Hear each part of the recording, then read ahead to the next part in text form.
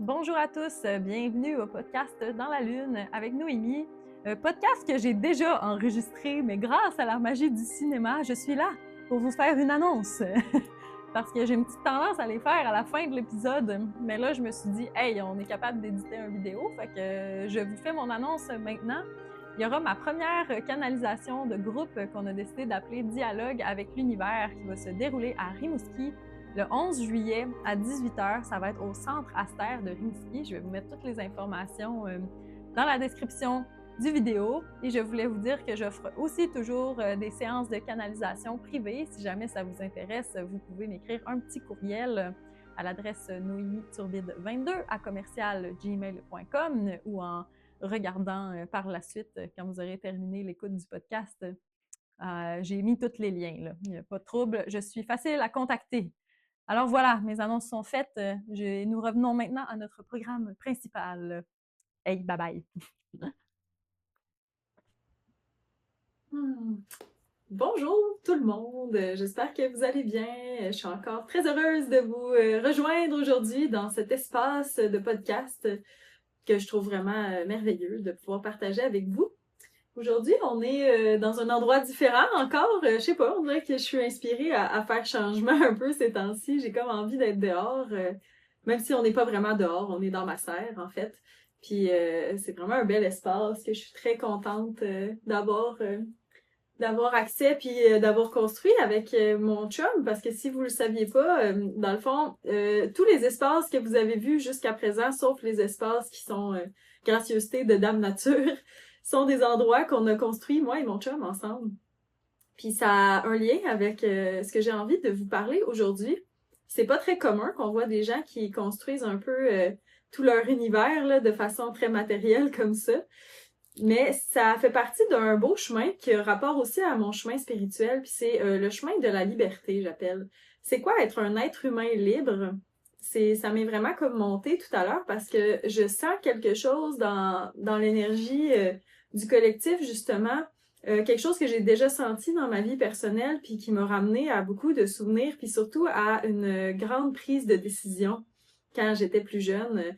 Comme ceux qui me connaissent un peu personnellement savent, j'ai eu ma fille, moi, à 22 ans. Je suis tombée enceinte à 21 ans.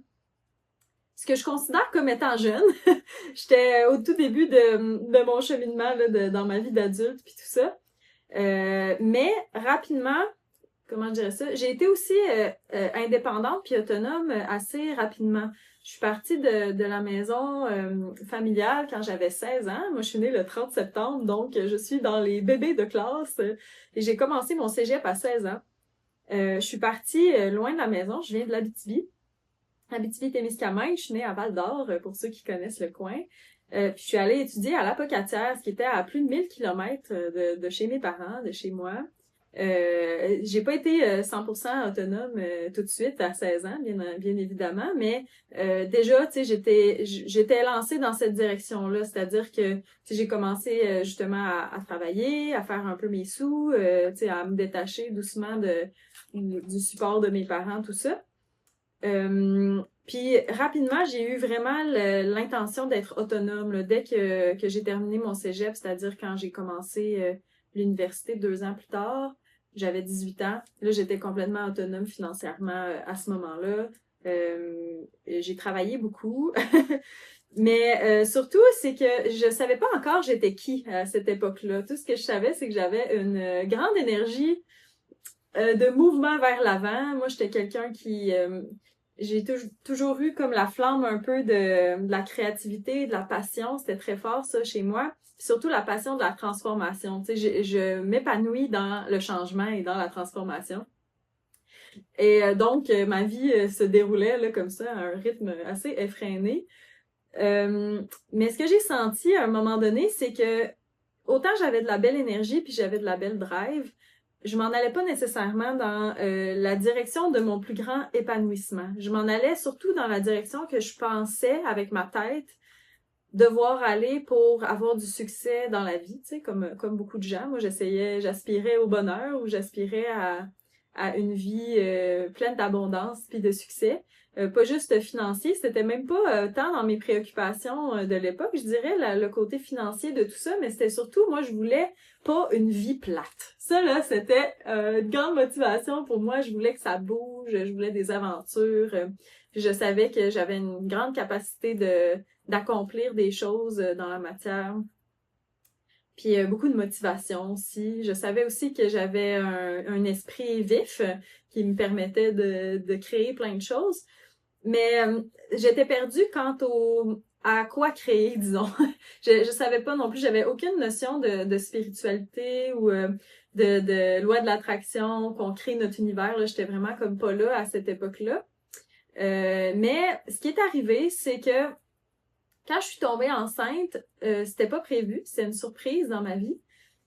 Puis j'ai dû me poser la question, est-ce que je suis un individu épanoui? Est-ce que je suis capable de transmettre à un enfant les outils dont il a besoin pour s'épanouir en tant qu'être humain?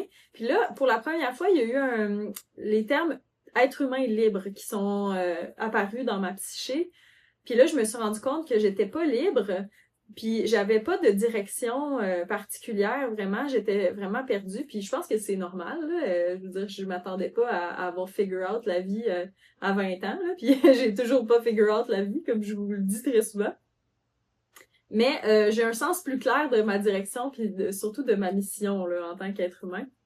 Mais bref, tout ça pour dire que je savais que j'en étais pas là dans ma vie, mais j'ai pris une grande décision à ce moment-là, c'est que si j'étais pour mettre ma fille au monde, j'allais faire tout en mon pouvoir et utiliser ma belle drive et ma belle énergie pour essayer d'évoluer, essayer d'apprendre pour être un bon guide pour elle surtout. Je voulais qu'elle ait des outils pour qu'elle vive sa vie de rêve, qu'elle construise son propre paradis sur Terre. Puis c'est aussi pour ça que je reviens souvent avec cette notion-là. C'est ça qu'on a mis en application, moi puis mon chum, depuis 10 ans déjà. Ça fait 11 ans qu'on est ensemble. Puis depuis pas mal le jour où on s'est rencontrés, sans même le vouloir, les deux, on a ressenti comme une espèce de sentiment d'être plus capable de cette vie-là. Puis ça a l'air vraiment dramatique, là, la façon que je dis ça. Ce que je veux dire, c'est un sentiment qui est dur à décrire puis que je ressens encore dans le collectif, c'est-à-dire qu'il y a beaucoup de personnes qui ressentent ça en ce moment. Puis je peux vraiment m'identifier à ce sentiment-là. C'est quand on bâtit ou on marche dans une direction qui est pas la nôtre, vient un moment où on est juste plus confortable dans notre existence. Puis je parle pas de confortable, tu sais, au niveau du matériel ou quoi que ce soit, mais c'est comme si notre vie nous fit pas, comme un vêtement qui convient pas à notre type de corps dans lequel on n'est pas confortable. Puis cette espèce de sentiment là de faire non, écoute là, je suis juste plus capable d'être pas bien, là. Je l'ai ressenti vraiment fort ça à un moment donné, juste après justement que ma fille soit née, c'est devenu une évidence pour moi que ma vie me convenait pas parce que j'essayais de vivre la vie que je croyais qu'on attendait de moi. Puis ça vient pas, tu sais, pas uniquement de ma famille ou de mon milieu, ça vient juste d'une pression sociale, mais c'est surtout une pression que je me mettais à moi-même, en fait, de me conformer à quelque chose. Puis il y a des gens que leur idéal est proche de cette... je cherche les bons mots, là. Il y a des gens que leur vie de rêve est pas si comme différent de ce que la masse pourrait vouloir à certains égards ou qui aspirent à des choses vraiment simples, puis ça c'est tout à fait beau puis justifié. Mais moi je savais que j'avais une personnalité qui clash un petit peu dans la masse, c'est-à-dire que ça m'horripilait l'idée de travailler pour quelqu'un d'autre déjà. Tu sais, d'être employée, pour moi, là, ça venait avec tellement d'angoisse à l'intérieur de moi parce que je suis juste pas capable de me conformer à un milieu si je peux pas créer des choses puis être libre dans ma création aussi. Je m'épanouis vraiment pas dans la contrainte, que ce soit la contrainte d'horaire, la contrainte de devoir comme être concentrée sur un projet qui m'est imposé pendant une certaine période. Je m'épanouis pas du tout là-dedans. Tu sais, il y a des personnes, puis c'est drôle, j'ai beaucoup d'amis qui sont comme ça, qui me disent, hey, moi, j'aime tellement ça, me faire dire quoi faire, puis juste le faire, puis pas me casser la tête. Et moi, j'adore me casser la tête, ok? C'est pas compliqué, j'ai besoin de ça dans la vie. Fait que juste l'idée, tu sais, je me souviens que j'étais adolescente, puis là, je faisais comme n'importe qui, là, je travaillais des jobs étudiantes, puis en tout cas, je ramassais mes sous de la façon que je pouvais. Mais j'étais tellement pas bien là-dedans, j'étais tellement pas heureuse, puis tu sais, je me souviens que je sentais comme mon âme s'éteindre là dans ces jobs-là, puis pourtant, tu sais, j'aurais peut-être pu trouver une avenue créative plus tôt dans mon cheminement, mais ça a pas été le cas. Ça a été, là c'est ça, j'ai poursuivi mes études, puis ça a été jusqu'à vraiment là me rendre au point où j'étais là, je n'en veux plus de cette vie-là, tu sais. Puis ça, c'était une grosse claque d'en face, là, à bien des égards, parce que je venais juste de mettre au monde un bébé. Fait que là, vite, le diagnostic de dépression postpartum est tombé. Mais la réalité, c'est que je continue de penser que c'était pas réellement une dépression postpartum. C'était juste le point culminant d'avoir fait vraiment beaucoup d'efforts, d'avoir ramé un peu à contre-courant de ce que j'étais pendant longtemps et de réaliser que j'ai plus envie de ça, puis surtout, j'ai pas envie de ça pour moi ni mon enfant. J'étais pas aussi dans une relation, comment je dirais, je mettais fin à une relation durant cette période-là aussi, que dans le fond, qui est avec le père de ma fille, Aurélie, qui est une très belle personne, comme je dis toujours, mais c'était aussi quelqu'un que j'avais choisi pas par réel sentiment de pouvoir grandir ensemble, mais c'était plutôt quelqu'un qui me rassurait dans le chemin de vie plus traditionnel qu'au départ j'avais choisi. En tout cas, je sais pas si c'est très clair, là. Des fois, c'est subtil, ces affaires de relations-là, là, mais je continue à dire que c'est vraiment une belle personne, mais on a des valeurs, puis surtout, on a des constitutions tellement différentes que je comprends pas comment ça a pu durer. Tu sais, en fait, ça a duré 5 ans avec cet homme-là, qui m'a donné le plus beau cadeau que j'ai eu dans ma vie, c'est-à-dire ma fille. Mais déjà, là, ça a pas été très long que j'ai su, à la fin de notre relation, du moins, que c'était pas juste ni pour lui ni pour moi de poursuivre cette relation-là, parce que plus moi je devenais moi-même, plus il y avait des réactions à ça, c'est-à-dire que tu sais, vous voyez bien, là, je suis une genre d'artiste hippie, tu sais, là, maintenant, mon look reflète peut-être un peu plus ça qu'à l'époque, là. Avant, j'étais vraiment bonne pour me fondre un peu dans la masse. Mais c'était ce que j'étais dans mon essence. J'ai toujours été quelqu'un d'avant-gardiste, je pense, dans la transformation aussi, ce qui fait que pour mon entourage, je peux avoir l'air de quelqu'un qui est changeant. Parce que j'évolue tout le temps, il y a des choses auxquelles je croyais il y a 5 ans qui résonnent plus du tout avec moi aujourd'hui, puis je m'épanouis surtout dans ces transitions-là. Moi, je suis une personne qui est passionnée de transformation personnelle, qui est passionnée aussi d'évolution, puis c'est pour ça que j'aime tant faire ce podcast-là, parce que je peux partager un peu ce processus-là d'apprentissage avec tous ceux qui partagent ma passion. Mais bref, ça fait en sorte que cette relation-là était comme étouffante à certains égards, parce que plus je devenais moi-même, plus je sentais qu'il y avait quelque chose qui se brisait, en fait. Puis de mon côté aussi, moi, ben j'essayais tellement de plaire, mais je m'étais jamais réellement demandé est-ce que c'est juste aussi pour l'autre personne. Tu sais, je sentais pas qu'on allait pouvoir grandir ensemble. J'avais plutôt l'impression qu'on se contraignait l'un et l'autre dans notre plein épanouissement, tu sais. Fait que c'est ça, c'était des grosses transitions de vie là, pour moi, le début de la vie de ma petite Aurélie. Mais ça s'est fait quand même rapidement, c'est-à-dire que tu sais, je suis pas quelqu'un qui va se vautrer dans son malheur très longtemps. Là. Quand je sens que ça va pas, puis je suis pas heureuse, puis pour moi, c'est le signal que il y a quelque chose qui doit être changé fondamentalement. Fait que c'est ça qui est arrivé durant cette transition de vie-là. Mais où je veux en venir avec ça, c'est que je me suis vraiment questionnée par rapport à qu'est-ce qui constitue une vie d'humain libre. J'avais tellement besoin puis envie de liberté. Mais ce qui est étrange, c'est que ce besoin de liberté-là, il est venu à un moment où j'avais le plus de responsabilités aussi dans ma vie. Tu sais, j'avais quand même un petit bébé naissant à ma charge, puis j'aime pas tant charge là, comme mot, là. En fait, je devrais changer d'appellation, mais du moins, j'avais cette responsabilité-là, une vie nouvelle que je devais chérir et que je souhaitais vraiment voir s'épanouir, justement. Je souhaitais que les premières années de sa vie, je savais qu'elles étaient très importantes, fait que j'essayais de faire de mon mieux. Bref, comme tous les parents. Mais c'est ça. Dans le fond, c'était quoi pour moi être un être humain libre? Là, quand je me fermais les yeux puis je me prenais un peu à rêvasser, là, ça a toujours été le même rêve qui revenait dans ces grandes périodes de défis-là dans ma vie. Puis c'était le rêve de pouvoir me construire un chez-moi, mais un chez-moi qui reflète ce que j'ai envie de voir s'épanouir un peu dans le monde. J'avais envie de vivre proche de la nature, proche de la terre, ça je savais. Mes plus beaux souvenirs de vie, ça a toujours été des moments où j'ai été en contact avec la forêt ou avec des animaux sauvages, des plantes, des environnements qui sont naturels puis le moins perturbés possible. Fait que je voulais vraiment avoir la chance de vivre ça. Puis j'ai été prête à faire des concessions sur d'autres besoins pour justement vraiment vivre proche de la nature. Tu sais, au début, quand on est arrivé sur cette belle terre, moi et mon chum Rémi, d'ailleurs, c'est la terre qui appartenait à son père, qui est aujourd'hui décédé, malheureusement, mais qui nous a fait un vraiment beau cadeau avant de partir. Il nous a offert cette terre-là, finalement, qui a transféré au nom de mon chum avant son décès.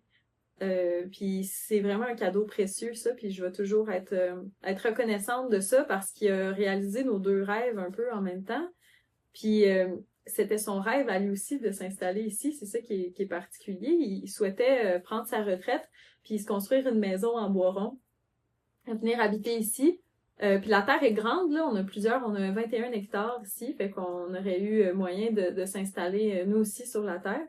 Mais finalement, il s'est pas rendu à finaliser son projet. Fait qu'on a un peu repris le flambeau, puis on a décidé pour lui faire un hommage de construire notre maison en bois rond aussi. Fait que ça nous a fait penser à lui tout au long du processus. Ça, c'est vraiment un beau cadeau, puis je suis... Tu sais, je veux dire, il n'y a pas de mots là, pour décrire, là, se faire donner une terre, c'est tellement rare comme type d'héritage là aujourd'hui, puis je trouve que ça nous a vraiment propulsés. Puis ce qu'on s'est dit, c'est on a la chance d'avoir ce coup de pouce-là de la vie puis du père de Rémi, fait qu'on va vraiment en faire comment je dirais, on va vraiment tirer le meilleur de ça, c'est-à-dire qu'on va faire de notre mieux pour être à la hauteur finalement du cadeau qu'on a reçu, puis de vraiment vivre notre paradis sur Terre. Puis ce qui est beau, c'est que je me rends compte que cette vision-là que j'avais déjà étant jeune, puis qui continuait toujours à me revenir à chaque fois que je vivais quelque chose de difficile, c'est un rêve qui est partagé par beaucoup de personnes. C'est le rêve d'un monde qui est plus en harmonie, où on a justement accès à de la nature, où on bâtit plus de choses avec nos mains, puis on les bâtit pas pour avoir l'air de quoi que ce soit, mais vraiment on les bâtit pour nous, puis pour vraiment être bien. Fait que, en tout cas, c'est ça, c'est une vision que j'avais. Moi, je savais que je voulais construire ma maison. J'étais déjà ado, puis je rêvassais à ça. Là. Je regardais des fois des vidéos YouTube de personnes qui se construisaient des maisons un peu alternatives. Quand le mouvement des mini-maisons a comme commencé à faire son apparition sur Internet, là, moi, j'étais all-in. Là. Je voulais tellement une mini-maison, là, puis je tannais tout le monde avec ça, puis avec mon idée là de vivre dans plus petit, puis j'aimais vraiment l'idée aussi de décroissance parce que pour moi la liberté aussi ça vient avec le fait de parfois choisir d'avoir moins. Pourquoi? Parce que plus on a d'objets, plus on a de choses à s'occuper, de responsabilités, tout ça, ben c'est ça, plus on vient avec une responsabilité, donc une charge de choses qu'on doit faire. Fait que là, on est un petit peu dans un processus en ce moment, moi et Rémi, de réduire le nombre de responsabilités qu'on a, c'est-à-dire on réduit un peu nos possessions ou on les condense là en objets qui sont multifonctions ou ce qui est vraiment important pour nous, puis on essaie d'élaguer un petit peu là, parce qu'au fil du temps, comme ben du monde, on a accumulé, tu sais.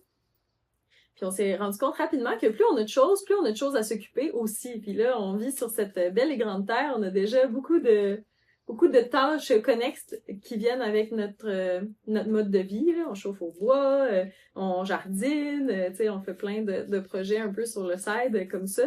Ça demande du temps, puis ça demande aussi d'être priorisé. Tu sais, on peut pas être partout en même temps.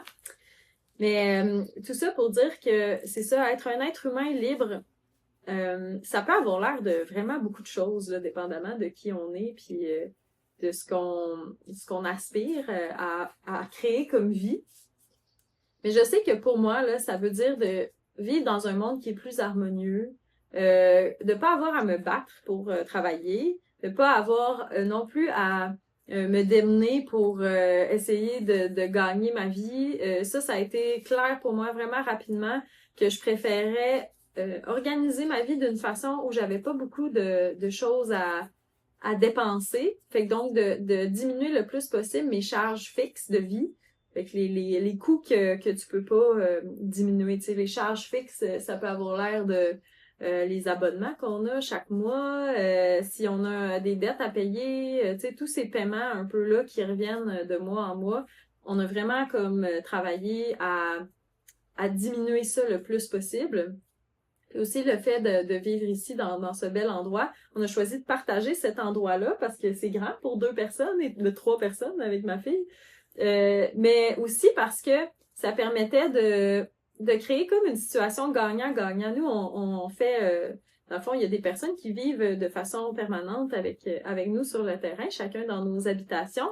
Ils ont un petit coût de location, bien sûr, pour être ici. Mais ce que ça a créé, c'est que ça nous donne une liberté, justement, d'avoir moins de frais fixes parce que on sait qu'il y a toujours comme ce revenu-là d'appoint qui vient nous aider à subvenir, du moins, à nos besoins au niveau de la terre, là, par exemple, payer nos taxes municipales, puis toutes ces affaires-là, payer du bois de chauffage, l'électricité qu'on partage, tout ça.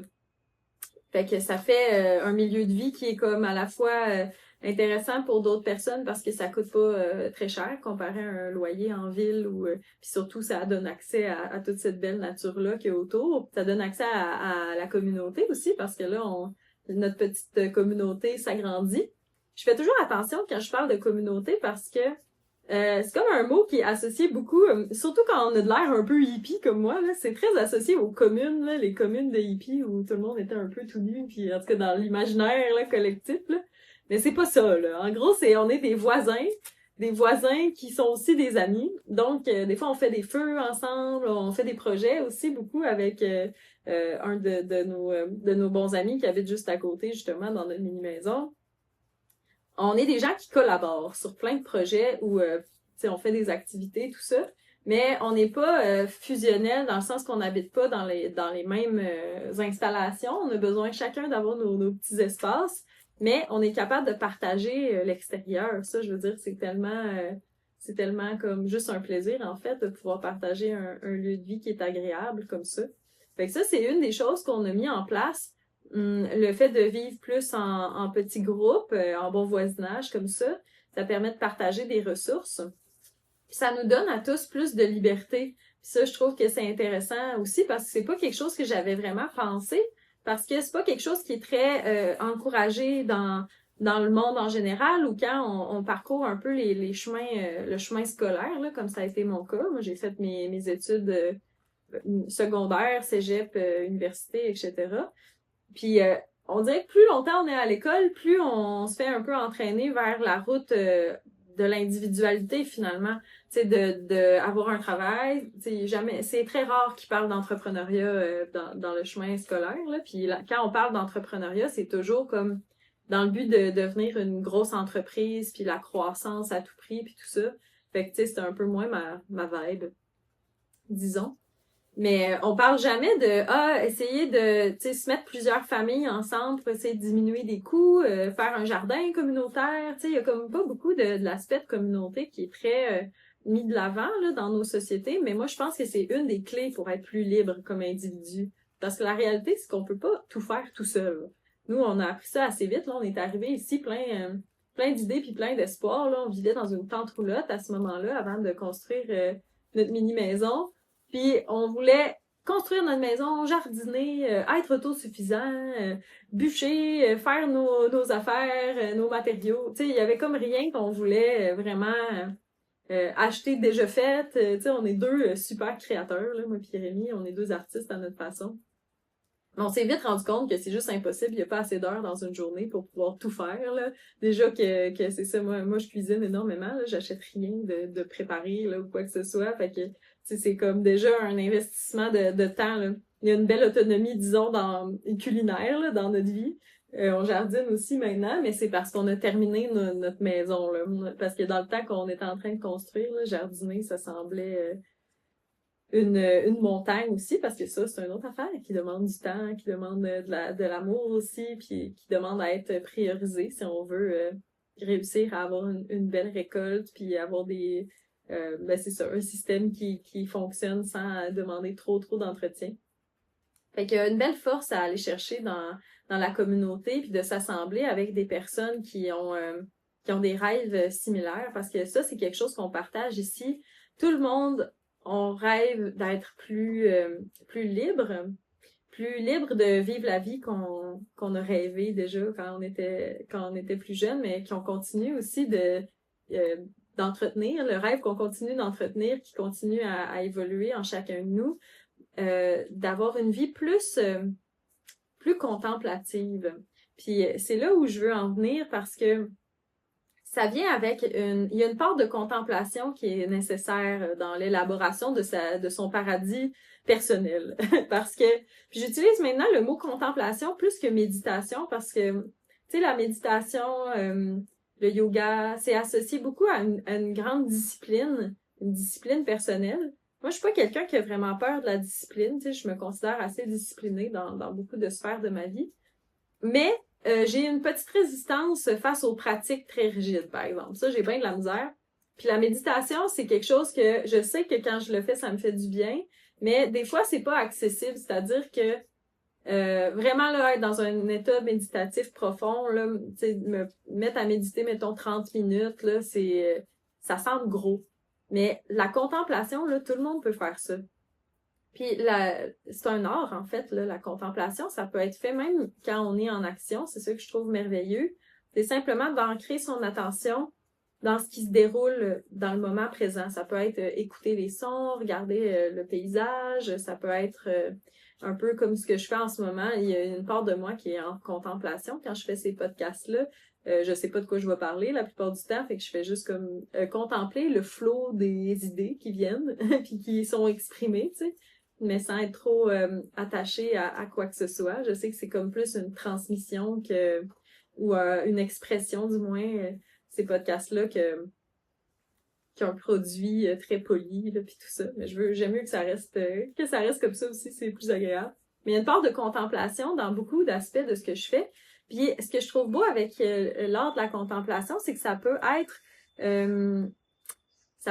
comme implanté de façon vraiment accessible. Tu sais, c'est-à-dire, mettons, là, prendre une pause de quelques minutes, là, exemple, peu importe on est où, là, même si on est au milieu d'une journée de travail, il se passe plein de choses, on a plein de pensées, il y a un chaos ou quoi que ce soit.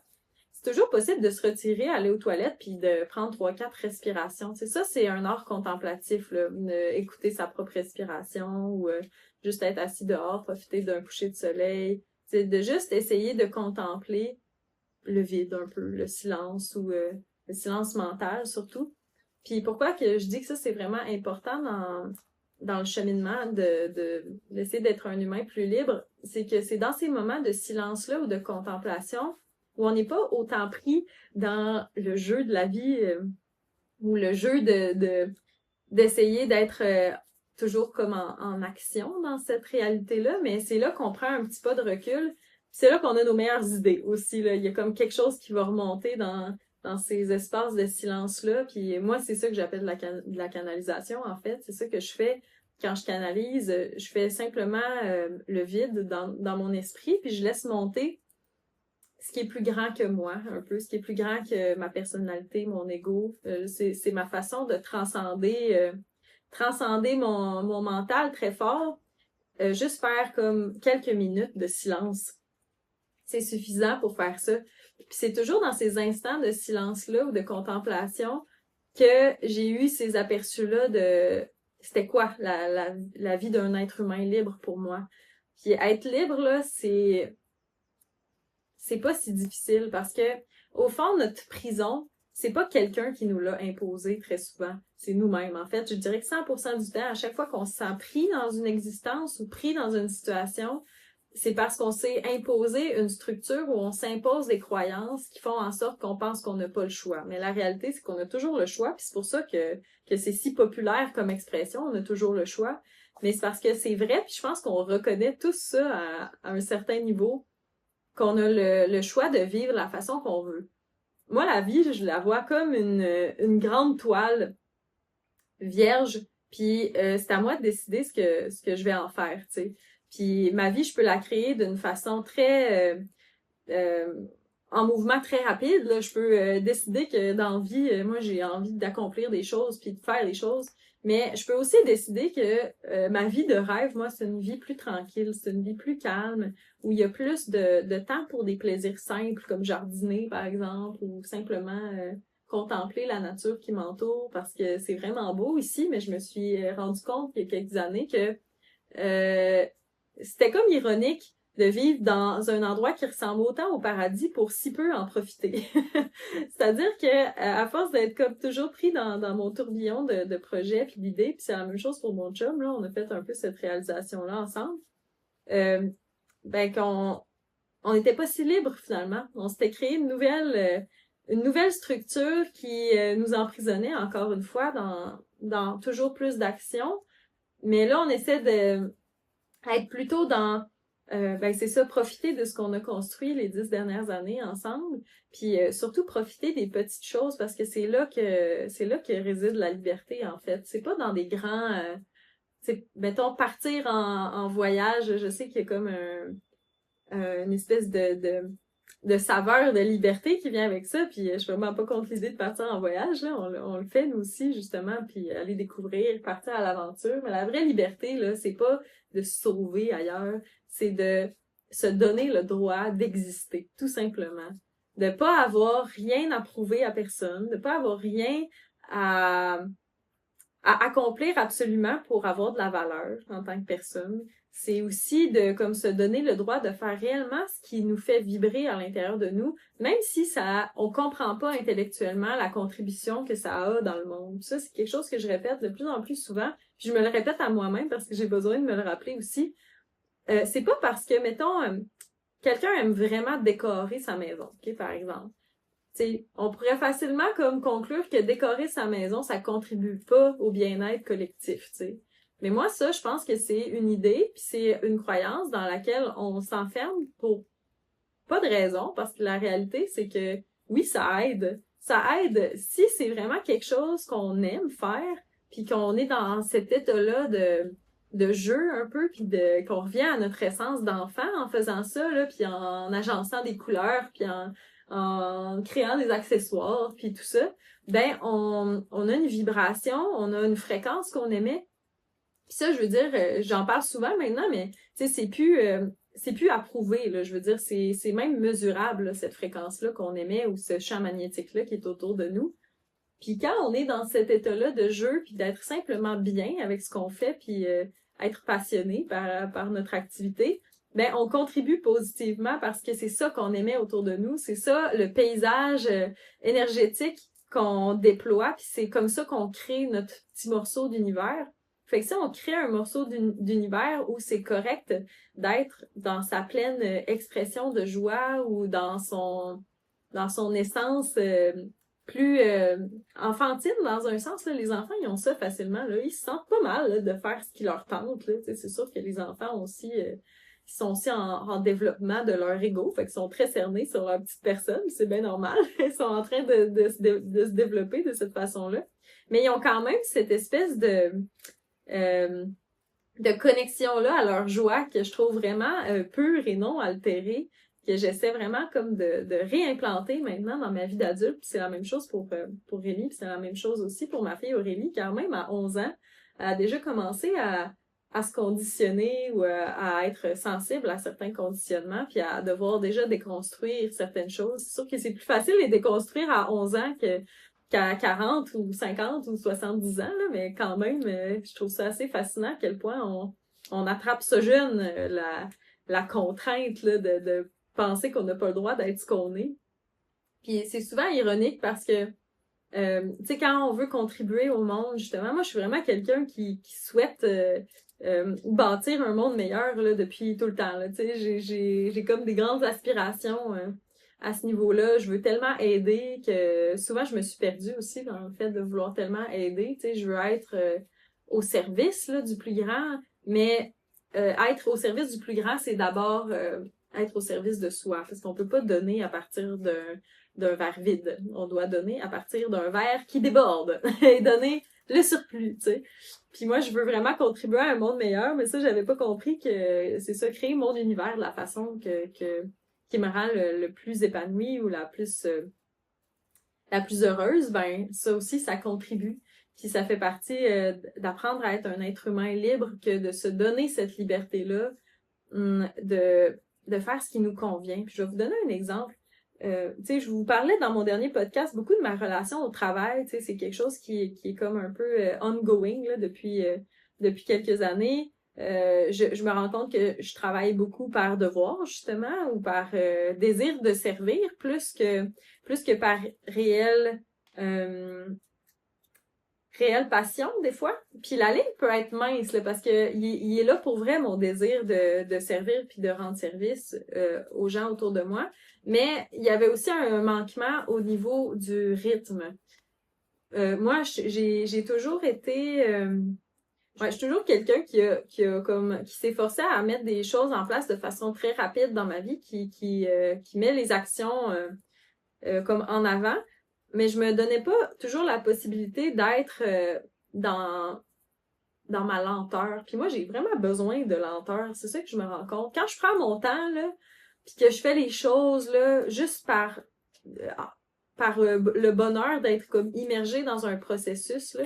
Puis c'est que dans le fond, je suis vraiment quelqu'un qui aime la contemplation. Puis tu sais, c'est pour ça que j'aime l'art, j'aime peindre, j'aime dessiner. Ce que je fais quand je dessine, là, c'est pas de penser à de quoi ça va avoir l'air plus tard. C'est que je regarde mon crayon ou mon pinceau bouger puis étaler ces couleurs-là. Puis je trouve donc ça beau juste voir c'est juste la texture de la peinture, les sons que ça fait. Là. Tu sais, je suis vraiment comme immergée un peu dans ce processus-là.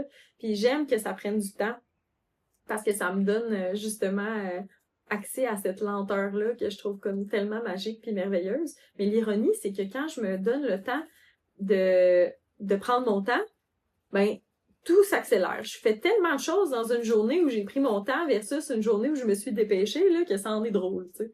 Mais tout ça pour dire que de se donner comme le droit de vivre notre vie vraiment alignée avec ce qu'on est, puis un peu détaché de nos idées de ce qu'on devrait être, tu sais. Moi, je pensais que, tu sais, j'admirais beaucoup les gens justement qui faisaient beaucoup de choses ou qui avaient de grands accomplissements un peu là, dans leur cheminement de vie.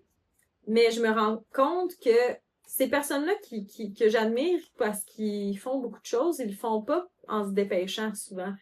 Ils le font juste par plaisir puis par passion. Puis quand on joue, on en fait des choses puis ça nous demande tellement peu d'énergie comparé à quand on se force. Puis la voie de l'effort, là, ça a été...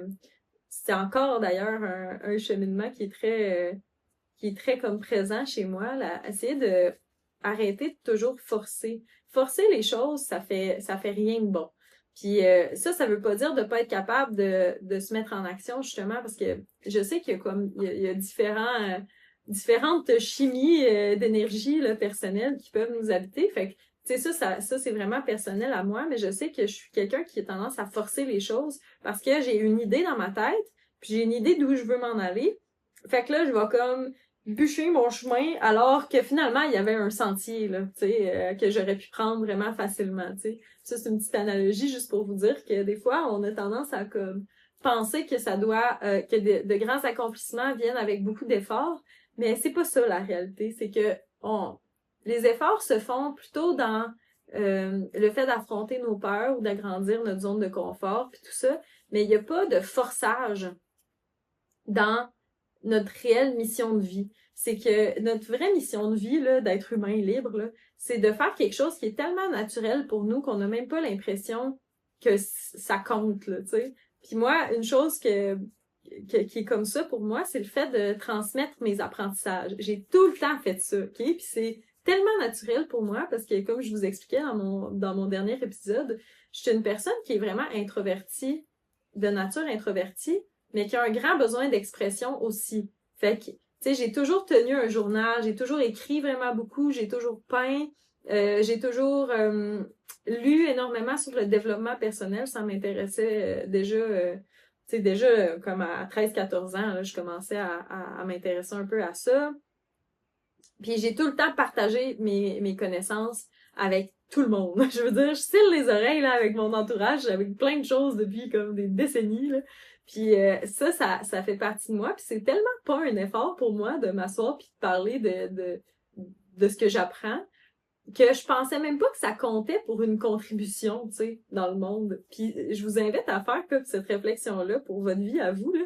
Je sais pas s'il y a des choses dans votre propre chemin que vous vous dites comme ah ben oui, moi je fais ça, tu sais, je fais tout le temps ça, dans le fond. Tu sais, si j'étais 100% libre de mon temps, justement, à quoi j'occuperais ce temps-là, ben moi c'est sûr que je continuerais à faire des vidéos comme ça. Je veux dire, moi puis Rémi aussi, on a une chaîne YouTube qui était plus centrée sur nos projets, qu'on a un petit peu mis de côté dans les dernières années, mais tu sais, on a envie de reprendre les vidéos justement pour exprimer un peu qu'est-ce qu'on vit dans les dernières années depuis notre éveil spirituel, entre guillemets. Mais tu sais, ça va tout le temps être là. Tu sais, je sais que ça fait partie intrinsèquement de ce que je suis, mais c'est pas un effort. Au contraire, tu sais, ça m'énergise de faire ça. Même quand je vis des choses plus vulnérables ou qui sont plus rugueuses, comme je vous avais expliqué dans le dernier épisode, c'est quand même vraiment c'est vraiment porteur pour moi de le transmettre ou de l'exprimer. Puis j'ai pas vraiment peur, en fait, je me vois faire ça pour vraiment longtemps, peu importe dans quelle direction ma vie va aller. Je sais que je vais toujours comme trouver un moyen d'exprimer ou de mettre mes apprentissages en matière de cette façon-là. Parce que il y a ça aussi, tu sais, c'est beau d'apprendre comme de son bord avec nos idées puis intellectualiser les choses, mais pour moi, le fait de retransmettre, c'est comme une manière d'intégrer vraiment les apprentissages. Puis là, on est encore en transition de vie, moi puis mon chum, puis j'avais pas vraiment réalisé parce que les transitions se font plus douces qu'avant, mais c'est comme la fin de notre vie de projet très intense. C'est-à-dire que on est des gens de projet, ça, je pense que je vais toujours l'être aussi, mais c'est quelque chose c'est comme une identité de laquelle on est amené à se détacher un petit peu plus, puis je vous explique pourquoi. C'est vraiment beau, en fait, dans le processus. Je veux dire, ce que ça m'a apporté d'être une personne de projet, c'est que mon idée de c'est quoi une carrière qui a du succès, elle a complètement changé quand j'ai commencé à plutôt vivre ma vie de projet en projet au lieu d'essayer d'avoir une direction que je vais suivre pendant longtemps. Puis moi, je suis vraiment quelqu'un qui est multidisciplinaire dans la vie. J'ai pensé longtemps que c'était un défaut, d'ailleurs. Si vous êtes comme moi, là, si vous avez plusieurs intérêts qui sont quand même diversifiés puis que vous avez l'impression d'être un peu éparpillé dans votre vie, là, sachez que non, c'est pas un défaut. C'est une immense de qualité. Puis je vous explique pourquoi. Ça vous donne tellement d'outils pour créer votre monde comme vous le voulez, là. Moi, tu sais, par exemple, je sais que je suis une artiste, ça c'est clair, je suis vraiment créative. Cette créativité-là, elle me sert pas juste à faire des beaux portraits, elle me sert aussi à trouver des solutions à mes problèmes, à exprimer des choses d'une façon qui peut être comprise, à transmettre une vibration, justement, avec les gens qui sont autour de moi, à créer de la beauté, pas juste dans des peintures, mais dans la façon d'agencer les choses. Tu sais, ça, c'est une facette de ma personnalité. Je suis aussi très intéressée, comme je vous disais, par la santé globale. Fait que ce soit la santé du corps physique, l'alimentation, la façon de bouger son corps. En tout cas, j'ai fait énormément de recherches à ce niveau-là pendant longtemps. Ça, c'est un autre de mes intérêts. Mais ça me sert pas juste à moi être en santé, c'est que ça me permet d'élaborer, comment je dirais, des façons de vivre qui peuvent être un peu différentes, puis qui ont une influence sur les gens autour de moi, puis aussi sur la façon que j'élève ma fille. C'est comme quand même une fondation pour moi, la santé, fait qu'être capable de cultiver sa santé, puis la santé de l'environnement aussi, parce que c'est une autre de mes passions. Moi, j'adore, je suis une fille de dehors, de nature, très intéressée par la biologie, le vivant. Fait que ça me permet aussi d'avoir comme une espèce d'harmonie dans ma façon de gérer mon extérieur. Je connais les plantes médicinales ou les plantes en général, fait que j'essaie comme d'avoir de la biodiversité ici. Tu sais, ça, c'est un autre de mes intérêts. Mais bref, je vais pas vous énumérer comme la liste de toutes mes passions, là, mais il y en a là, de la passion là, à l'intérieur de mon petit corps. Là. Mais toutes ces directions-là qui allument ma flamme de passion, ils finissent tous par avoir un peu un lien les uns avec les autres, parce que c'est pas long que quand on développe des habiletés ou qu'on développe des intérêts, on se met à apprendre des façons de faire ou des systèmes, puis on peut comme interconnecter ces passions-là ou ces habiletés-là. Puis c'est ça, dans le fond, ce que ça fait, c'est que ça crée des individus très outillés pour faire différent, finalement. Tu sais, moi, je me rappelle plus c'est quoi là, être normal. De toute façon, je pense que normal, c'est comme une illusion. Personne rentre vraiment dans la boîte du normal. Et je suis pas sûre qu'il y a un être humain sur la Terre qui se sent normal. Tu sais, qui se dit, ah, moi, je fit vraiment avec la normalité. Tu sais, on est tous très uniques. Puis quand on développe, on se développe en tant que personne, il y a comme un côté de nous qui devient moins attaché à notre individualité, mais en même temps de plus en plus unique. Fait que c'est comme un drôle de paradoxe.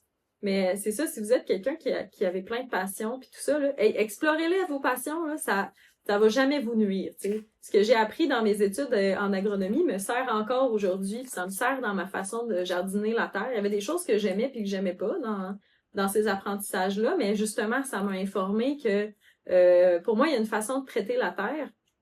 Puis la façon de traiter la terre, c'est la même façon avec laquelle je traite mon corps pour qu'il soit en santé. J'essaie de faire le plus possible pour préserver son biodynamisme.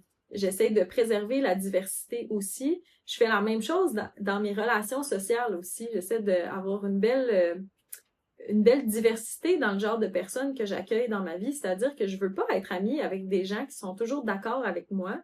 Je veux juste être amie avec des gens qui ont le réel souci d'être bienveillants, puis qui ont quelque chose d'unique justement à partager, puis qui le font dans un désir d'harmonie puis de contribution plus que dans un désir d'avoir raison ou de confrontation.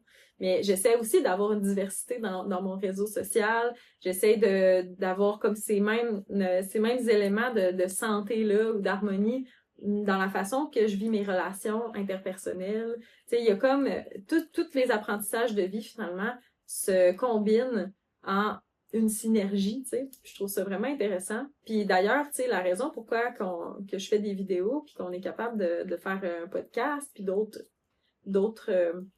contenus multimédia comme ça, c'est parce que moi et Rémi, on a eu l'intérêt à un moment donné d'apprendre un peu à comment se filmer, comment gérer le son, comment créer une ambiance. C'est avec notre autre chaîne YouTube. Ben, les outils qu'on a appris en faisant ça, puis en étant dans nos projets, ça nous donne un levier de plus vers notre liberté, c'est-à-dire que tu sais je peux partager de cette façon-là, puis pour moi c'est sans effort là, c'est-à-dire que c'est vraiment simple là, mon setup là, comparé à ce que ça a déjà été pour faire des vidéos plus de type plus cinématique, disons. Mais c'est jamais perdu. Fait que si vous êtes quelqu'un qui avait plein de passions puis plein d'intérêts là, sentez-vous pas mal de ça, jamais, là. Tu sais, il y a de la place pour tout le monde dans le monde, là. Il y a de la place pour les spécialistes, puis il y a de la place pour les généralistes, puis il y a de la place pour les universels même, là, tu sais. Puis je trouve ça juste beau. Tu sais, il y a des gens qui vont vraiment s'épanouir dans une passion, qui vont vraiment creuser profondément pendant 40, 50, 60 ans. Puis il y a de quoi de vraiment beau là-dedans, mais il y a juste comme ce chemin-là beaucoup qui est valorisé. Il n'y a pas non plus le chemin d'avoir plein de passions qui finissent par se connecter puis créer un nouveau sujet, tu sais. Fait que ça, bref, c'était mon petit sideline, segue là, sur ce sujet-là. Mais ça fait partie aussi d'apprendre à être un être humain libre, que de s'offrir la liberté d'être pleinement qui on est. Puis ça revient toujours à l'authenticité, tu sais. Puis je dis ça parce que tu sais, je fais vraiment de mon mieux pour être de plus en plus moi-même, mais c'est encore dur, tu sais. Il y a encore des sphères de ma vie où j'ai de la difficulté à admettre certains côtés de ma personnalité, comme que je suis quelqu'un qui s'adapte vraiment beaucoup. Puis pourquoi je parle autant d'authenticité, c'est que c'est mon défi dans cette vie-ci, de pas être sans cesse en train de m'adapter aux autres pour plaire, mais pas juste pour plaire, là, mais tu sais, pour... C'est comme, ça vient vraiment d'une place d'amour, là, au fond de moi, là. J'ai tellement envie que les gens soient bien en ma présence parce que je veux que les gens soient bien, point. Tu sais, je suis vraiment comme une personne dévouée, là, au bien-être, là, tu sais, dans le sens que j'aime ça, voir quelqu'un être heureux, tu sais, surtout les personnes que j'aime, là, tu sais, j'ai envie qu'ils soient épanouis puis heureux, mais tellement, là, que j'oublie complètement de je suis qui, tu sais, de quoi, puis je suis balance en passant, fait que je sais pas si ça excuse quoi que ce soit, là, mais ça peut peut-être donner une idée à ceux qui sont dans l'astrologie. Même si ça apparemment c'est plus la Vierge qui règne sur ma personnalité, là. J'ai mon ascendant est Vierge, puis je pense que ma lune est en Taureau, là. En tout cas, pour ceux que ça dit de quoi, tant mieux. Mais bref, moi j'ai tendance à m'oublier puis à devenir ce que je pense que la personne a besoin que je sois pour se sentir bien, tu sais. Fait que c'est un gros défi pour moi d'être authentique, là, puis d'être 100% moi-même. C'est plus facile, là, quand je suis comme ça, toute seule avec ma caméra, parce que il y a pas d'autre être humain qui est présent en ce moment, même si je vous sens, vous qui écoutez, là, je suis aussi sensible à ça. Mais, ouh, excusez, j'ai une mouche qui est venue. Bye! Une grosse mouche à chevreuil. Ouais, fait que c'est ça. Je parlais que c'est un défi être authentique, mais c'est un défi, mais en même temps, c'est un peu pour ça que je suis là. C'est un de mes gros apprentissages, je pense, dans cette incarnation-ci.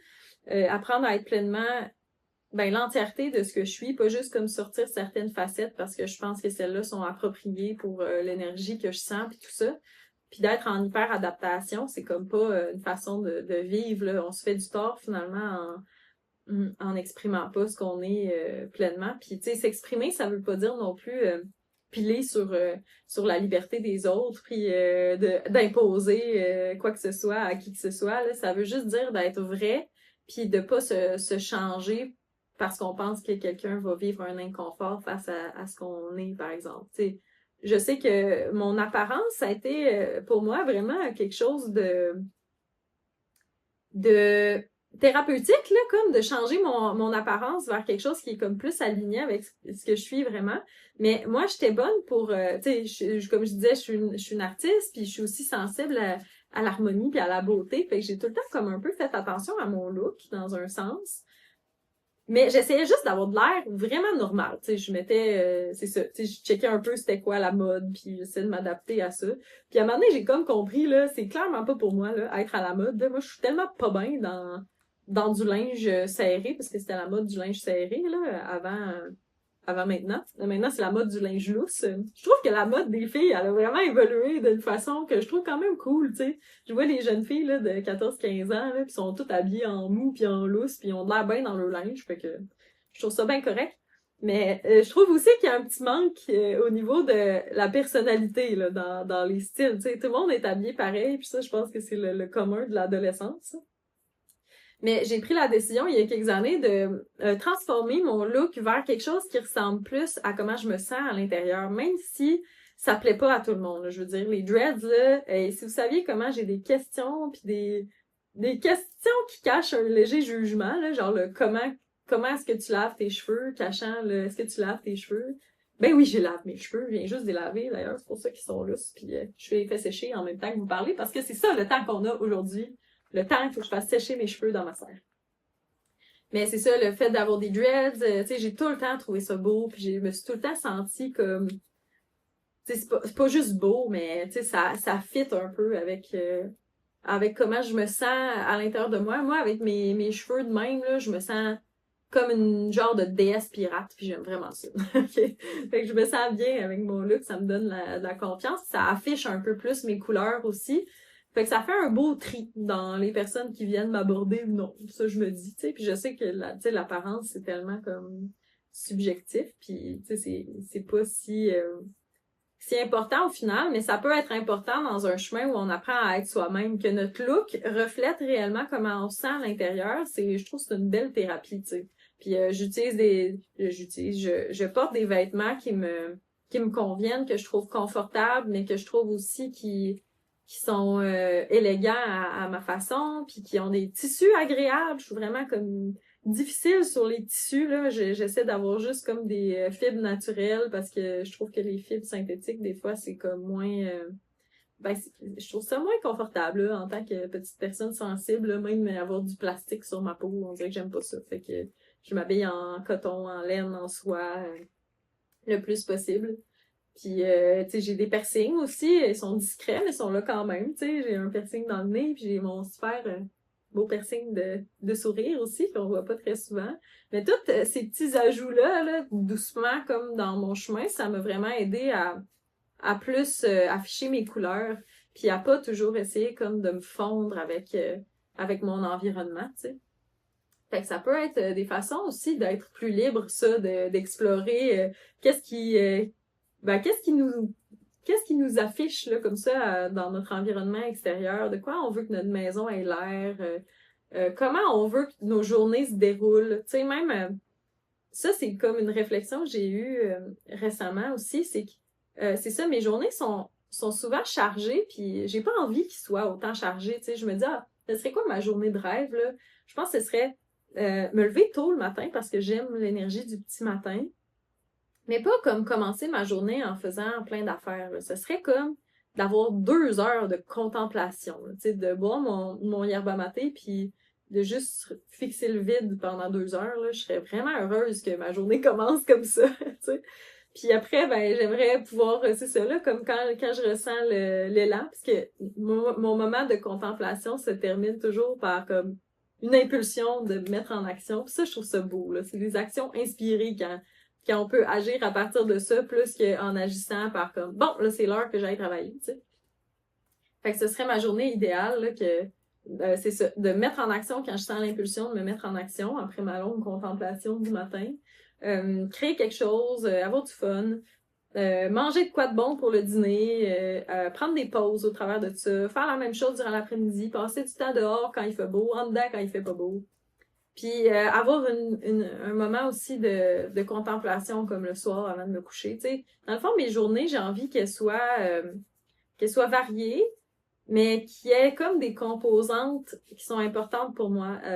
Le droit à la lenteur, euh, le droit de créer aussi, créer des choses chaque jour, je pense que ça, c'est comme vital là, pour moi. Puis peut-être vital pour tout le monde aussi. Je sais pas trop ce que vous en pensez, mais tu sais, souvent les gens me disent « Ah, mais moi, je suis pas créatif. » Puis tout, je pense que la créativité, c'est comme l'essence de l'humanité. Tu sais, c'est ça qu'on est, c'est ça qui nous différencie des autres espèces. Là. On est comme dans les rares espèces. Ben, en fait, on est la seule, je pense, qui a ça, la créativité ou l'imagination. Fait que je me dis, sûrement que ça doit faire partie de la nature humaine aussi, tu sais.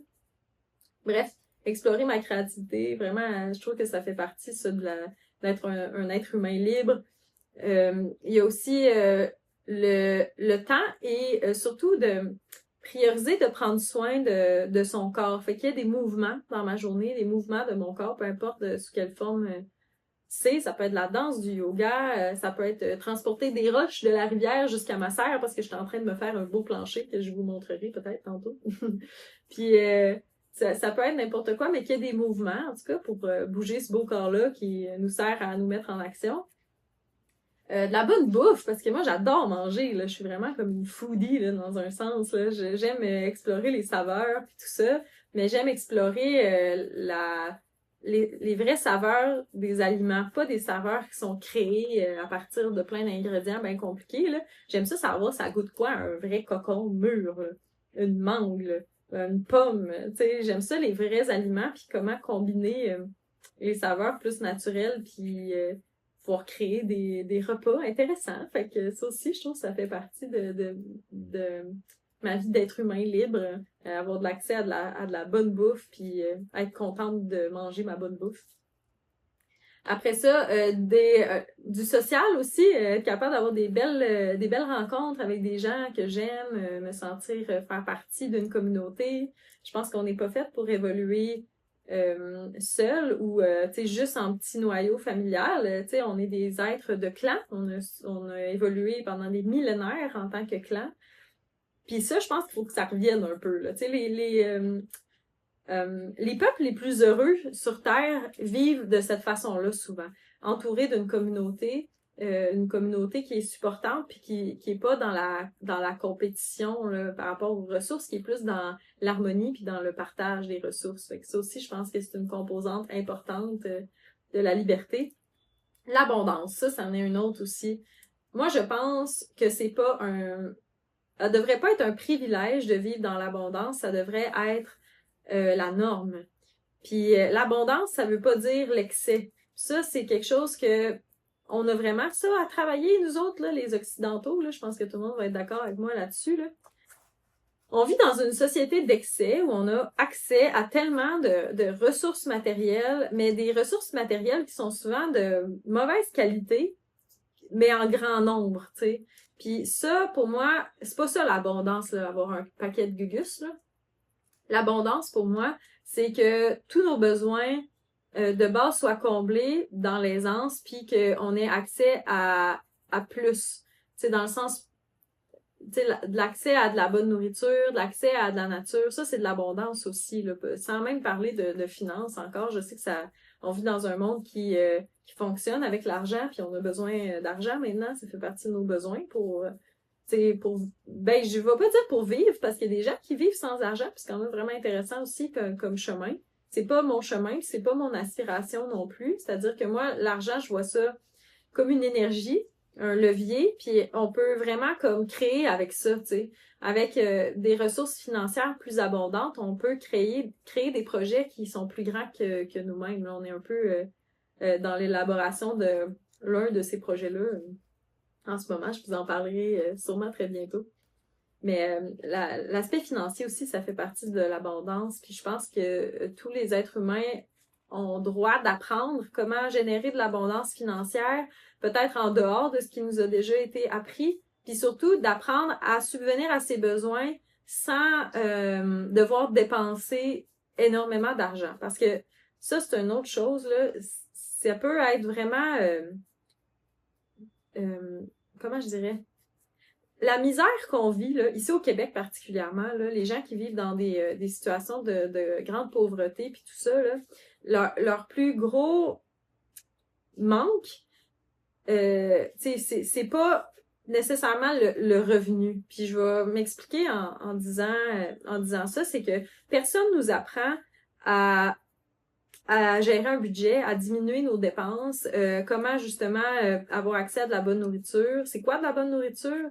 C'est quoi qui est une façon, mettons, saine de gérer son argent, puis de faire fructifier cet argent-là quand on en a aussi, parce que on peut faire ça même à petite échelle. Là. Je veux dire, moi puis Rémi, on est partis avec vraiment pas beaucoup de sous. T'sais. C'est sûr qu'on avait déjà un accès à la propriété, fait que ça, c'est une grande forme d'abondance.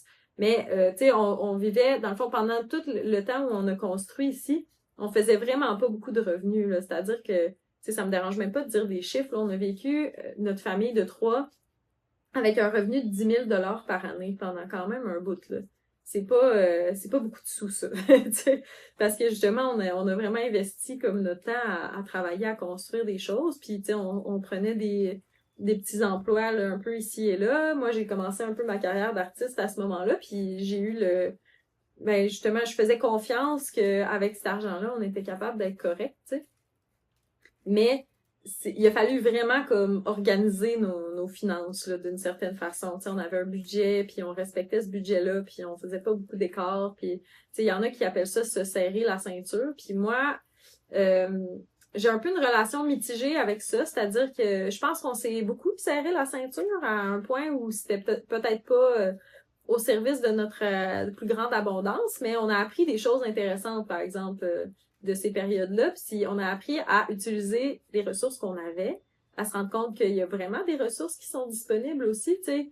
Il y a tellement de choses qui sont jetées, là, juste au niveau des objets, là. Je sais pas combien d'affaires qu'on a ramassées sur le bord du chemin, moi, Pyrémie, mais des affaires durant les gros rebuts, tu sais, qui ont été vraiment utiles puis qui nous servent encore, là, tu sais, aujourd'hui, sans accumuler tout le temps au cas où, là, mais, tu sais, c'était quand même une période où on aurait pu dire qu'on était pauvre, mais en vrai, on n'était pas pauvre, là, parce que, justement, on utilisait nos ressources, tous nos besoins ont toujours été comblés, on a tout le temps eu un toit sur la tête, toujours eu quelque chose à manger, toujours eu beaucoup d'amour, puis on a vécu là-dessus pendant un bon bout.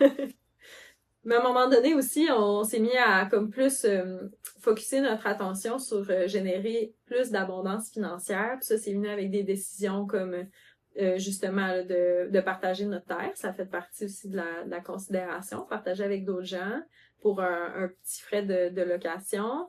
D'offrir plus de services variés aussi. On a utilisé notre créativité, bref, pour comme générer des sources de revenus à des endroits différents. Comme ça, on était moins vulnérable aussi à si jamais il y a une source de revenus qui fonctionne moins pendant un certain temps. On travaille à notre compte pas mal depuis toujours, je dirais. Fait qu'on pouvait comme se générer de l'abondance de façon créative. Fait que ça a aussi rentré dans notre façon d'être des humains plus libres. Puis là, on est encore dans le processus d'accepter plus d'abondance dans nos vies. Mais là, ça prend plus forme d'abondance de temps. Parce que là, c'est ça, on s'est bien gavé de beaucoup d'actions. Puis ça va toujours continuer là, de faire des actions inspirées. Mais là, on fait le ménage un peu dans où est-ce qu'on met notre énergie. Autant que ce soit comme l'énergie financière que notre énergie physique aussi à la mise en œuvre de nos projets.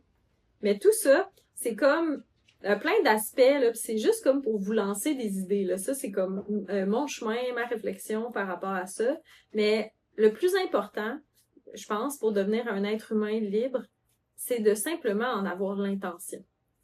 C'est fort, hein, les intentions. De juste se dire, OK, là, maintenant, là, je fais un pas dans la direction de plus de liberté. Puis peu importe ce que ça veut dire pour vous, si plus de liberté, ça veut dire justement de générer un plus grand revenu, ben de marcher dans cette direction-là, c'est bien positif. Si pour vous, plus de liberté, ça veut dire travailler moins, ce qui est très valide aussi, ben, tu sais, marcher dans cette direction-là, mais c'est juste comme pour brasser un peu la boîte à idées, là, par rapport à ça, puis de aussi juste comme vous inciter à mettre l'intention, puis à faire la petite contemplation qui est nécessaire pour comprendre réellement de quoi vous avez besoin pour être plus libre. Puis je pense qu'une société d'individus libres, ça crée un monde qui est plus en harmonie aussi. Puis tu sais, ça, je ramène ça souvent, cette notion-là. Mais pour moi, tu sais, notre monde est composé d'individus, puis le travail de se perfectionner en tant qu'humain, ça doit commencer au niveau individuel. C'est-à-dire qu'on doit vraiment se demander comme c'est quoi notre vie de rêve, puis d'aller dans cette direction-là, parce qu'il n'y a pas de... comment je dirais? Pour moi, c'est la solution à beaucoup de nos problèmes sociaux. Parce que des individus libres puis heureux, ça contribue à la société parce que, justement, ça a son verre qui est rempli puis ça déborde d'abondance puis d'amour à partager. Fait que ça aide vraiment comme l'humanité en général si on apprend à se libérer soi-même de nos conditionnements, de nos croyances limitantes, de nos obligations qui sont pas nécessaires non plus, qu'on se donne du temps pour être bien, puis qu'on est en présence d'autres personnes après qui peuvent ensuite avoir comme un modèle de c'est quoi une personne bien. Ben, ça crée un monde plus harmonieux, ça crée un monde où il y a moins de conflits parce que on va pas se mentir, là. Quand t'es bien dans ta vie, ça te tente pas de te chicaner, c'est pas compliqué. Tu sais, moi, ça me tente pas de nourrir de l'énergie de conflit. J'ai pas besoin de drame dans ma vie pour avoir de l'action, là. Il y a bien des actions comme il y a en masse d'actions dans ma vie, c'est pas plate, mais une vie plate, ça crée souvent aussi une propagation de conflits parce que il y a comme une frustration qui est sous-jacente puis qui demande à être exprimée. Fait que quand ce qui demande à être exprimé de l'être humain, c'est de la frustration, c'est de la colère, c'est de l'insatisfaction de sa propre existence. Ben comment ça sort ça? Ça sort en conflit, ça sort en agression même. Ça sort en violence, ça sort aussi en mettant la faute sur autrui, toujours, sur le système aussi, ça sort en haine. Le plus beau de l'être humain, là, il est visible seulement lorsque on se donne le droit d'être bien, puis surtout lorsqu'on apprend à faire face un petit peu à nos propres démons. Là. Tu sais, c'est la faute à personne si notre vie va mal. Puis ça, là, c'est comme... Moi, j'ai dû apprendre ça parce que j'avais un petit peu la mentalité de victime, là, puis c'est dur à admettre ça, tu sais. Admettre qu'on se victimise, puis tout ça, là. Tu sais, hey, c'est donc pas drôle, là, il m'arrive ci, puis ça, puis... Tu sais, comme la victime, là, ça... Comment je dirais? Ça sert pas. Puis à un moment donné, j'ai réalisé que c'était ma responsabilité de créer ma vie comme j'avais envie qu'elle soit. Puis si j'étais insatisfaite dans ma réalité, c'est parce que je devais essayer autre chose, tu sais. Puis c'est une grande responsabilité à porter, mais c'est aussi cette responsabilité-là qui est la clé de la liberté, être capable de se rendre compte que c'est pas la faute de personne. C'est pas la faute de personne si on est dans une relation qui nous convient pas. C'est pas la faute de personne même si on vit des grands drames, tu sais, des grosses maladies. Tu sais, c'est comme facile des fois de se prendre en pitié d'une certaine façon. Puis ça, c'est pas une énergie qui est constructive. On peut avoir de la compassion pour soi. Oh, je m'approche mon micro. On peut avoir de la compassion pour soi-même, c'est-à-dire de réaliser qu'on vit quelque chose qui est pas facile, exprimer ces émotions-là, mais de pas se victimiser là-dedans. Parce qu'il y a toujours quelque chose qu'on peut faire pour améliorer notre condition. Si on vient d'avoir un diagnostic qu'il nous reste 1 an à vivre, là, puis ça, c'est comme vraiment dramatique là, comme scénario, c'est pas tout le monde qui vit ça, ben il y a quand même quelque chose à faire dans cette situation-là pour rendre l'année qui nous reste la plus lumineuse possible. C'est le temps là de profiter des gens qu'on aime puis de faire des activités en famille. C'est le temps de faire le voyage qu'on a toujours rêvé de faire, qu'on n'a jamais fait, de justement pas mettre d'énergie dans des conflits inutiles puis mettre de l'énergie où c'est important pour nous. Je pense que des fois, les drames, c'est même des catalyseurs de changement vraiment importants. En fait, tous les drames, je pense, c'est des catalyseurs de changement. Puis, tu sais, ce que je dis pas que c'est la faute. Tu sais, quelqu'un, par exemple, qui vit une relation abusive, là, c'est pas la faute de la personne, là, c'est pas comme de s'auto taper sa tête non plus, là, de pas devenir notre propre bourreau, là. Mais pas non plus se victimiser, c'est-à-dire qu'il y a tout le temps des petits pas qu'on peut faire pour améliorer nos conditions puis pour se libérer de plus en plus. Puis c'est quand on accepte cette responsabilité-là, puis on accepte aussi de se voir tel qu'on est, puis d'accepter nos parts d'ombre, parce qu'on en a tous, là, je veux dire, on a tous des défauts, puis on a tous des parts d'ombre. Puis c'est dans nos parts d'ombre aussi qui sont souvent cachés nos cadeaux, qui nous donnent après les clés pour être libre. Fait que c'est comme, la vie est pleine de paradoxes, ça, c'en est un. Fait comme je vous parlais, moi, ma tendance à me victimiser dans la vie, là, tu sais, il y avait quand même un cadeau là-dedans, parce que la victimisation, c'est comme l'ombre de quelqu'un qui a vraiment une grande capacité de compassion aussi. Puis la compassion, c'est différent de la victimisation, parce qu'on peut... tu sais, mettons que quelqu'un est devant moi, puis il se blesse, okay, par exemple, puis il tombe à terre, là, puis clairement, ça a l'air d'avoir vraiment fait mal, sa chute, puis tout ça. Mais mon réflexe avant, ça aurait été comme un peu la pitié, tu sais, « Oh non, pauvre toi, mais quelle horreur! On vit donc bien dans un monde cruel où les gens se blessent, non, non, non. » Là, j'exagère, là, mais pour vous donner une énergie. Mais la compassion, c'est comme plutôt de...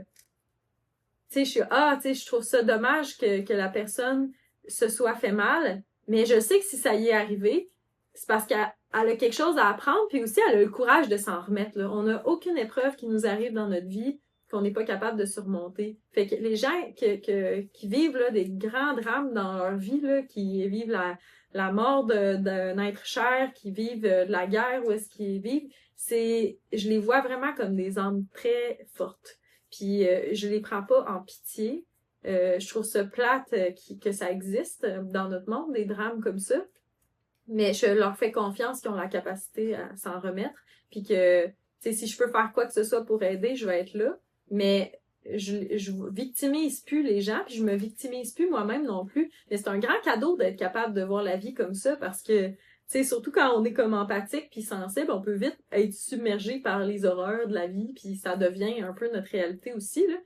Mais là, je l'utilise plus comme ça, mon empathie. Je l'utilise pour son aspect qui me permet une grande compréhension des personnes, des processus aussi qui amènent à l'évolution.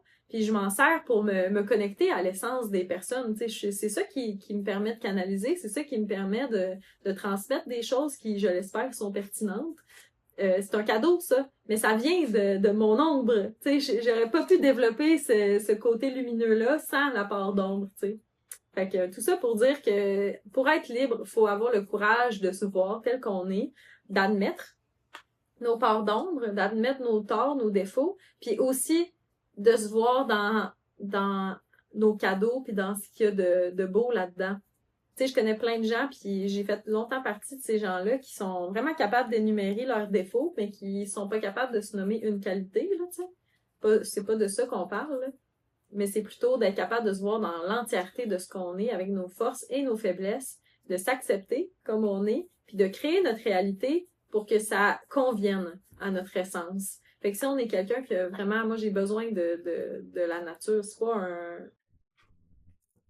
Bon, ça m'a tout l'air que ma caméra a eu chaud parce qu'on est dans ma serre, c'est vrai qu'il commence à faire chaud, là, il est midi, puis le soleil tape, mais moi, j'adore la chaleur. Mais ce que je voulais dire avec tout ça, je voulais juste vous laisser sur le fait que peu importe à quoi vous pensez que votre réalité doit ressembler pour vous convenir, ben focussez-vous là-dessus, puis faites un petit pas, changez des choses tranquillement, là, un petit changement après l'autre, vous allez voir que votre univers peut vraiment prendre une nouvelle forme vraiment rapidement, puis que plus vous créez votre vie d'une façon qui vous convient, plus vous allez pouvoir après avoir de l'énergie, puis de l'énergie, de la lumière à partager, de l'amour à partager autour de vous. Fait que c'est pas égoïste de créer sa vie de la façon qui vous convient. Au contraire, c'est comme un beau geste d'amour envers vous, puis envers les autres. Fait que c'est là-dessus que je vais vous laisser aujourd'hui. Puis j'ai aussi une petite annonce. Là. J'ai encore attendu à la fin là, pour faire mon annonce. Peut-être que j'en ferai une aussi au début. Mais je vais faire ma première canalisation de groupe ici à Rimouski. Fait que pour ceux qui sont dans la région et qui ont envie d'assister à ça, il va sûrement avoir aussi un replay en ligne pour ceux qui sont plus loin. Mais on va faire un bel événement, dans le fond, une fois par mois. Le premier, c'est le 11 juillet à 18h. Je vais mettre les informations quelque part dans la description du vidéo YouTube ou sur Spotify aussi, si vous écoutez sur Spotify. Mais ça va être une soirée de soins énergétiques de groupe. On a décidé d'appeler ça Dialogue avec l'univers. Puis il va y avoir entre autres une séance de sonothérapie au début pour être capable de se mettre dans des belles vibrations, des belles fréquences, un beau voyage sonore. Après ça, il va y avoir un message d'introduction de mes guides, puis une période de questions, c'est-à-dire que les messages et les enseignements qui vont être transmis de mes guides jusqu'à vous, ça va être en réponse à des questions. Fait que c'est vraiment intéressant. Ça crée vraiment des belles discussions, des beaux dialogues. Puis ensuite de ça, ben, il va y avoir peut-être un autre petit voyage sonore suivi d'une séance de visualisation ou quelque chose pour pouvoir intégrer les enseignements qui ont été reçus puis la transmission. Mais ça va être vraiment une belle soirée, un beau moment à vous offrir. C'est gratuit aussi. On voulait vraiment que ce soit accessible pour tous ceux qui ont envie d'être là. Fait que, dans le fond, la première expérience est gratuite. Comme c'est notre premier événement, ça va être gratuit pour tout le monde. Puis par la suite, le concept, ça va être si c'est votre première fois à venir à l'événement, ça va être gratuit aussi pour vous. Puis ça va être gratuit pour la personne qui vous a amené à l'événement. Donc, il y a comme moyen de faire un bon deal là, sur ces événements-là, là, si on prend tout ça en ligne de compte. Fait que j'ai bien hâte de vous y rencontrer le 11 juillet. Ça va être au centre Aster de Rimouski. Encore une fois, je vais mettre les informations en description si ça vous intéresse. Puis sinon, je vous souhaite vraiment une belle journée. Merci d'être là. Merci de m'écouter, de me permettre l'expression pleine de ma propre transformation et de ce que je vis. Merci de trouver ça intéressant. Et moi, je suis tout le temps un peu flabbergastée par comment que ça sort, ces podcasts-là. Mais laissez-moi un petit commentaire, là, juste savoir qu'est-ce que vous vivez en ce moment, comment justement vous mettez en action dans la création de votre monde idéal. Est-ce que vous vous considérez comme un être humain libre ou non? Mais parlez-moi, j'aime bien ça. Fait que c'est ça. je vous laisse là-dessus. Une belle journée à vous, je vous aime beaucoup et on se voit au prochain épisode.